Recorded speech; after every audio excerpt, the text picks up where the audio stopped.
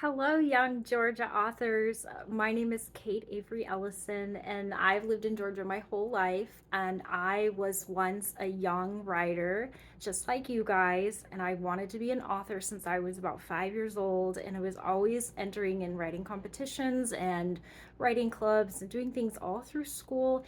And today I am the author of over 40 novels, novellas, short stories.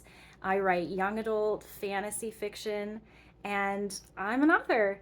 So I wanted to give you guys three pieces of advice that I would have really loved to have heard when I was younger.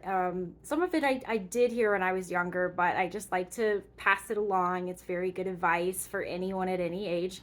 The first piece of advice I have for y'all is to always be reading. Reading is sort of our apprenticeship as writers, and that's how you learn. And so be reading widely, read everything you can get your hands on, read fiction, read nonfiction. If there's a certain genre you really want to write in or you're really interested in, obviously read that genre.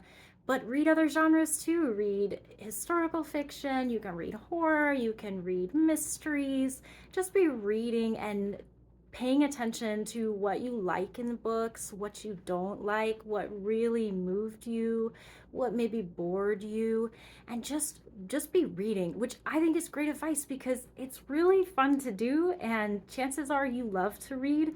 But I just want to, encourage y'all that that's a really good thing to be doing as an author, and it's something to always be doing.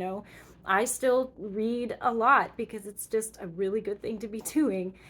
My second piece of advice for y'all is to always be writing. And that probably seems like obvious, but I think sometimes people can forget how important it is to just always be putting words down on paper and always be practicing and getting better. And even if it feels like the idea you have isn't that great or you're worried it's not turning out well, it's important to write it and get it down because then you can work with it. You can revise, you can edit, you can change it.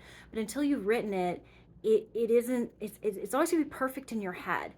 And it's always gonna be like more perfect. So if you wanna never write it because it's not going to be as good on paper. Just remember that everyone feels that way. All the professional authors feel that way too. But definitely always be writing, getting it down on paper, and then you can work on it and make it better and make it into a real story. And it's always better. Imperfect on paper is better than perfect but not written.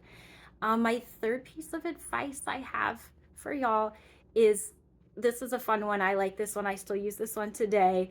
But nobody told me this as a kid, so I think it's a really good piece of advice to pass along.